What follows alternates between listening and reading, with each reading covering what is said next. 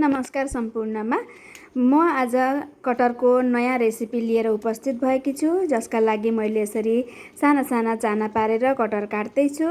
Cutter chop नलगाइकन कसरी काट्ने भन्ने कुरा मैले पहिले नै एउटा भिडियोमा पोस्ट गरिसकेकी छु। हजुरहरूले मेरो लिङ्कमा गएर कमेन्टमा जुन लिङ्क दिएकी छु त्यसमा गएर हजुरहरूले त्यो हेर्न सक्नुहुनेछ।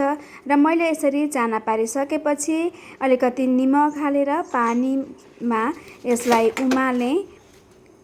प्राय 60% कटर पाकुन्जेली मैले यसलाई उमालेर मैले निकाले पछाडि एउटा कराईमा तेल गरम गरेर त्यसमा पड्काउने मसलाहरू हाले, निमक स्वादअनुसार हाले र ती कटरका टुकुराहरूलाई हालेर मजाले भुटे। यसरी भुट्ने क्रममा मैले आलु पनि ठुला पारेर काटेका यहाँ मिसाइदिएँ र सँगै दुईवटा जिनिसलाई मजाले छोपी भुटे। 60% त कटर पहिले नै पाकिसकेको थियो उमाल्दैखेरि।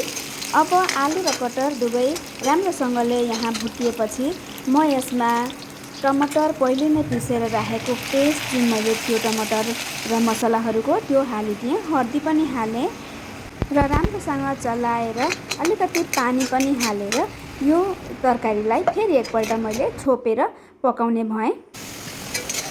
प्राय 5-7 मिनट छोपेर पकाएपछि यो तरकारी अब पाकिसक्यो र मैले यसलाई एउटा भिन्नै बटुकामा खन्याएँ। साथीहरूलाई मेरो यो सजिलो तरिका राम्रो लाग्यो भने मलाई फलो गर्नुहोला र अरू पनि धेरै यस्ता हल्का रेसिपी मैले हजुरहरूलाई दिनेछु र हजुरहरूले मेरो पेजबाट सिकेर विभिन्न रेसिपीहरू घरमा पकाएर खानुहुन्छ भन्ने म आशा राख्छु। मेरो भिडियो सम्पूर्ण हेरिदिनुको लागि धेरै धेरै धन्यवाद छ।